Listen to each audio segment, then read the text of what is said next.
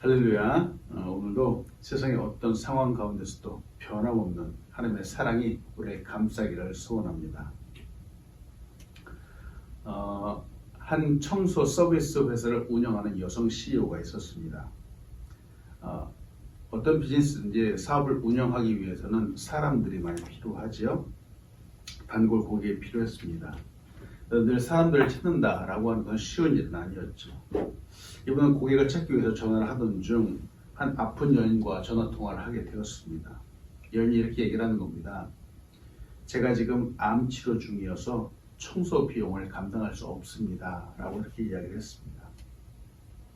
그때 이 사장님은 암 치료를 받는 여성은 그 누구도 소외되어서는 안 되겠다. 그들에게 무료로 청소를 해 주어야 되겠다라고 결정을 했습니다. 이후로 그 사장님은 2005년도에 다른 청소업체들과 함께 결성하여서 암과 투병하는 여성들에게 청소 서비스를 무료로 제공해주는 비영리 단체를 설립을 했습니다. 이를 통해서 서비스를 받는 사람들이 점점 많아졌죠. 어느 한 암 환자는 이렇게 말합니다. 깨끗하게 청소된 자신의 집에 들어오자 자신감이 솟아나는 것을 느꼈습니다. 그때 처음으로 나는 내가 암을 극복할 수 있다고 정말 믿게 되었습니다. 라고 고백을 하는 거예요. 여러분, 우리의 삶에 어려움은 늘 있습니다. 이 세상을 살아가는 모든 사람들은 그 어느 누구도 고난과 역경, 어려움 가운데 자유하지 않습니다. 어려움 가운데 있을 때, 고난 중에 있을 때, 만약 이때 어느 누구라도 돌봄을 받고 도움을 줄 수 있다면 아마도 능히 쉽게 극복할 수 있지 않을런지요. 특히 하나님이 함께 하신다, 도와주신다라는 것을 믿게 되고 알게 된다면 고난 중에도 소망을 품고 살아갈 수 있을 것입니다. 아마 어려움 중에도 콧노래를 부를 수 있지 않을까 생각합니다. 시편 46편 1절에 이렇게 말합니다. 하나님은 우리의 피난처시오 힘이시니 환난 중에 만날 큰 도움이시라. 아멘. 연약한 자에게 힘이 되어주시고 또 피난처가 되어주시는 하나님이 오늘도 우리와 함께 하십니다. 전능하신 하나님께서 오늘도 우리 큰 도움이 되어주십니다. 오늘도 뜻하지 않는 어려움이 올 수 있습니다. 고난도 있을 것입니다. 그러나 늘 함께 하시고 또 힘이 되어주시고 도움이 되어주신 하나님을 의지하여서 오늘도 굳게 일어서시는 여러분들 되시길 간절히 소원합니다. 아멘. 앞에 29장, 욥기 29장에서 욥은 고난받기 이전의 모습을 지금 이야기하고 있었습니다. 그는 부귀 영화를 누렸던 사람이죠. 공동체 가운데 탑 클래스, 정상에 있었던 그런 사람입니다. 그러나 그거는 분명 이전의 이야기입니다. 과거의 모습이죠.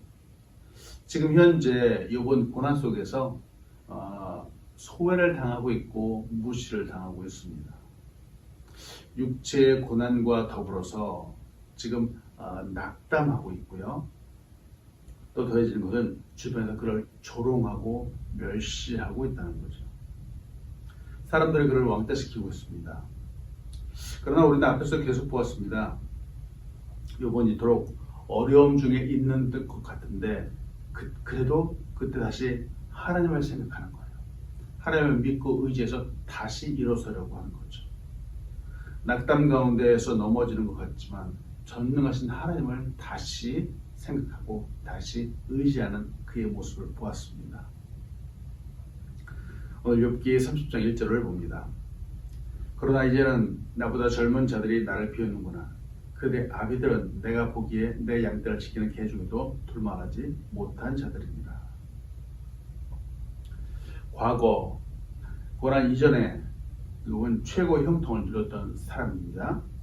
이때는 젊은 사람들이 감히 욥을 볼 수조차 없었습니다. 만날 수조차 없을 텐데요. 근데 지금은 사회적으로도 그렇고 영적으로도 그렇고 이보다 못할 수는 없어 보입니다. 비웃음거리가 되고 말았습니다. 욥을 사람들이 조롱을 하고 있죠. 과거에 욥은 높은 곳에 있었습니다. 그의 신분, 재산, 사회적인 위치가 그랬습니다. 그런데 지금은 바닥이죠. 여기서 놀라운 것은 이렇게 욥이 바닥에 내려오니까 바닥에 있는 사람들이 누구인가 보이게 되더라는 겁니다. 이것부터 보면 일반적으로 욥이 생각하는 사회적으로 바닥에 있는 사람들이 누구인가 하는 것이죠. 욥의 양을 지키는 개들보다도 못한 사람들이었다. 사람이 이렇게 고백을 하는 거예요. 이는 즉 사회적으로 신분적으로 인정받지 못한 사람들이었다는 얘기죠. 또 2절부터 8절까지 계속 이어지는 이 사람들의 모습들을 볼 수 있습니다. 욥이 보고 있는 이 바닥에 있는 사람들의 모습은 기력이 쇠잔하여서 그 손에 힘이 없는 사람들이죠. 왜 이렇게 기력이 쇠잔해서 손에 힘이 없을까? 굶주림으로 생기가 없었기 때문입니다. 비천한 사람들이기 때문이죠. 이들은 궁핍함, 기근을 마치 밥 먹듯이 먹는다. 즉 먹는 것이 없어서 그들의 몸이 파리해진 그런 사람들입니다. 너무 배가 고파서 땅에서 흙이라도 먹을 수밖에 없는 그런 사람들의 모습이죠. 약 3년 됐나요? 한 4년 됐나요? 제가 IT에 단기 전유를 좀 다녀왔습니다. IT는 참 가난한 나라라고 불리는 나라 중에 하나입니다. 2020년도를 살아가는 지금도 참 이렇게 가난한 사람들이 있을까 생각될 정도로 좀 어렵게 사는 사람들을 보았습니다. 그런데 그곳에 가난한 빈민촌에 아이들이 있었습니다. 정말 그들이 먹는 것이 진흙과일이었습니다. 먹을 것이 정말 많지 않았습니다. 그들이 끼니를 걱정하는 사람들이었죠. 그래서 그들은 쉽게 구할 수 있는 진흙을 말리고 때로는 굽기도 해서 과자처럼 먹었습니다. 진흙이 다른 흙보다 부드럽다고 그것을 음식으로 먹는 것이었습니다. 위생 상태가 정말 좋지 않았습니다. 아이들이 너무나도 불쌍해 보였습니다. 이런 진흙으로 과자, 쿠키를 만들어 먹는다는 것에 충격을 받기도 했습니다. 욥기를 묵상하면서 그들의 모습들이 다시 생각나기도 합니다. 이런 사람들도 있네요. 또 다른 것은 또 본문으로 들어가서 다른 것들은 이들 너무 가난한 사람들이 바닥에 있는 사람들이 그래도 쉽게 먹을 수 있는 것들이 산에 있는 나무나 들에서 구할 수 있는 풀 종류이다 라고 말하죠. 짠나물이 등장을 하는데 이는 염분이 높이 섞인 늪에서 자라는 풀을 이야기하죠. 또 뱃사리가 있는데 이는 주로 빗자루로 사용하는 그런 풀 종류를 얘기를 합니다. 근데 이런 것들도 그들의 먹을거리가 된다는 거죠. 삶이 참 비참하기도 합니다. 또 5절을 보면은 이런 사람들의 삶, 가난한 사람들의 삶은 일상적인 사람들의 삶과 함께할 수 없죠. 공동체에서 소외될 수밖에 없습니다. 과거에 거지들이 일반 사회 속에 살 수 없었기 때문에 산에 들어가서 혼자 움막을 짓고 살았던 그런 모습들이 있기도 했죠. 또 7절에서 이런 사람들이 부르짖는다 라고 하는데 이는 배고픔, 굶주림 때문에 소리치는 것을 이야기하죠. 배고픔의 소리, 불쌍한 소리, 이처럼 불쌍한 소리가 없습니다. 그 소리는 정말 마음을 울리는 소리이기도 하죠. 근데 이렇게 가난한 사람들, 바닥에 있는 사람들이 참 미련한 자의 자식들이다 라고 말합니다. 이름 없는 자의 자식이다 라고 말하죠. 이를 다른 말로 하면 천한 부류의 사람들이라는 거죠. 참 어렵게 사는 사람들입니다. 그런데 지금 욥기에 이런 사람들의 모습이 성경에 묘사되고 있다는 거죠. 이는 욥이 그들의 모습을 주목하고 있다는 겁니다. 그들의 모습을 보고 있다는 거죠. 욥이 지금 어려움을 겪고 있기 때문에 이제야 그들이 누구인지 욥의 눈에 들어오는 겁니다. 이전에는 신경도 쓰지 않았을 겁니다. 이전에는 물론 욥의 긍휼의 모습을 갖고 있다고 해도 이들은 그냥 이들의 관심사는 아니었었겠죠. 근데 지금은 그들을 통해서 마음의 상처를 도리어 받고 있는 겁니다. 이건 지금 혼돈 속에 있습니다. 그의 정체성이 흔들리고 있는 것 같아 보이죠. 만약에 처음부터 저들과 비슷했다면, 바닥에 있었다면 저들이 조롱하지도 않았겠지만 저들이 조롱한다고 마음에 이와 같이 상처가 되지도 않았을 것입니다. 근데 지금은 욥이 고난도 경험해 보지 못했던 그가 바로 같이 이와 같이 바닥에 있기 때문에 사람들의 비난과 고통이 아주 큰 상처가 되어서 그에게 다가오는 것이죠. 우리는 인생을 살아가면서 나와 다른 부류의 사람들, 다른 신분의 사람들에게 조롱당할 수 있음도 한번 생각해 보아야 되겠습니다. 욥은 과거에 이런 순간이 그에게 올 것이라고 상상이나 했을까요? 욥도 전혀 상상해 보지 못했을 것입니다. 그의 인생에서 처음 당황한 이 상황에 무척이나 고민하고 있습니다. 당하고 있습니다. 그러나 욥의 고난은 죄로 인한 것이 아님을 우리는 보았습니다. 생각해 보는 것은 우리의 삶에도 이와 같은 순간들이 오지 않으면 좋겠지만 혹시도 올 수도 있다는 것이죠. 전혀 생각하지 못했던 병이라든지 혹은 사업의 실패라든지 혹은 관계의 깨어짐이라든지 말이죠. 때문에 우리는 늘 겸손해야 되겠습니다. 물론 하나님께서 우리와 늘 함께 하시지만 고난이 올 수 있음도 한번 생각해 보아야 되겠습니다. 우리의 삶에 하나님의 은혜와 축복이 늘 함께하기를 간절히 축복합니다. 아멘. 오늘 본 말씀 욥기 30장 9절로 11절을 봅니다. 이제는 그들이 나를 노래로 조롱하며 내가 그들의 놀림거리가 되었으며 그들이 나를 미워하여 멀리하고 서슴지 않고 내 얼굴에 침을 뱉는도다. 이는 하나님이 내 활시위를 늘어지게 하시고 나를 곤고하게 하심으로 우리가 내 앞에서 굴레를 벗었습니다.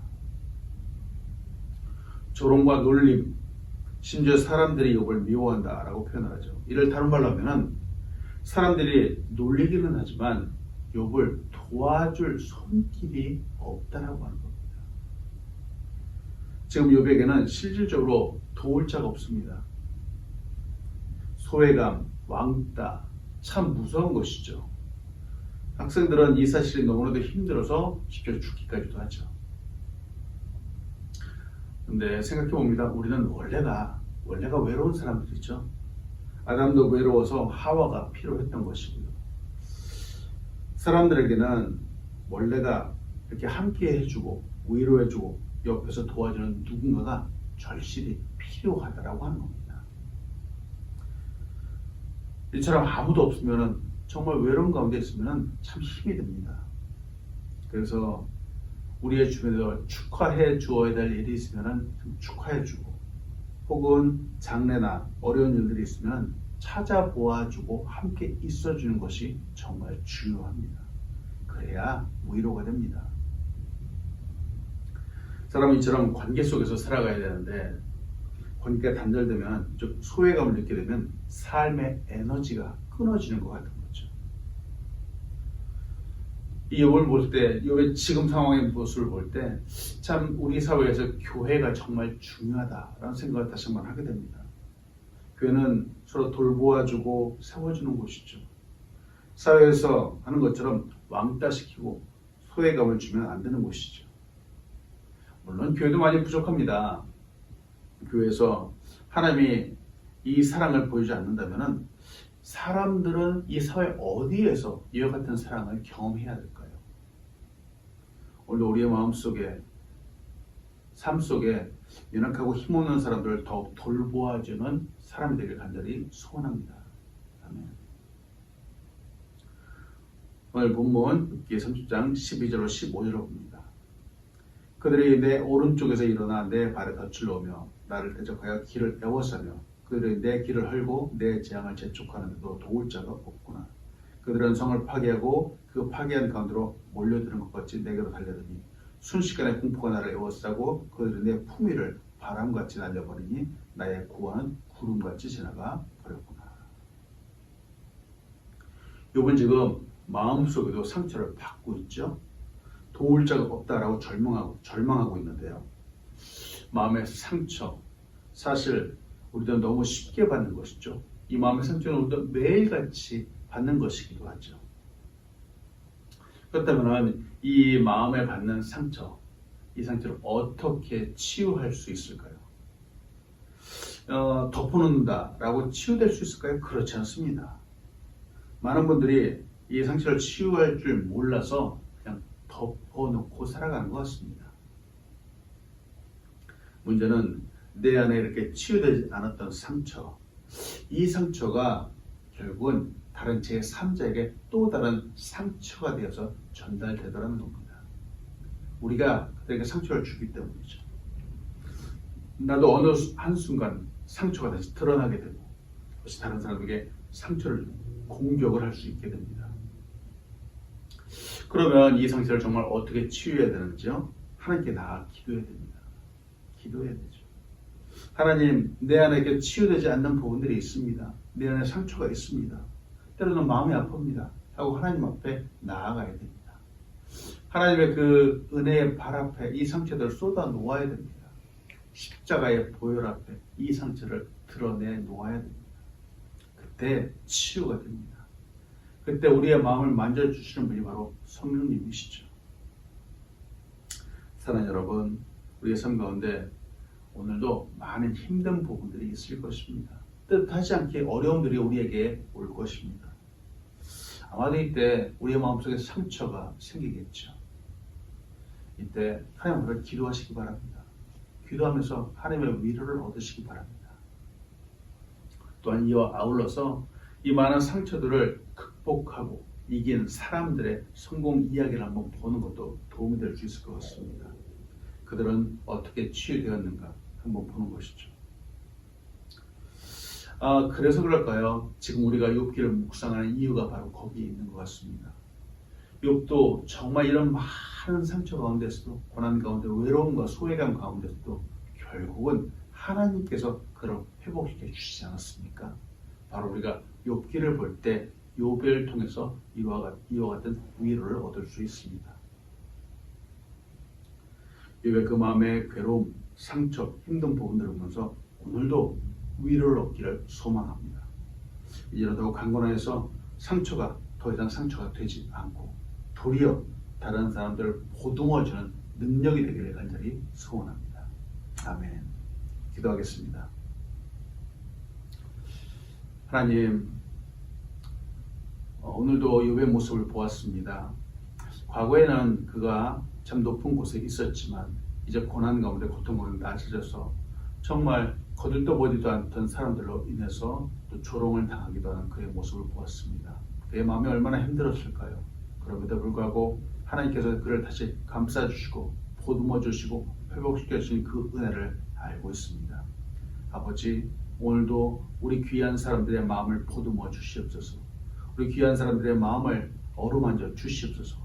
하늘로부터 임하는 힘과 능력을 더하여 주시어서 오늘도 하나님 때문에 다시 일어서서 하나님을 바라보며 승리하는 우리 귀한 사람들 될 수 있도록 인도하여 주시옵소서.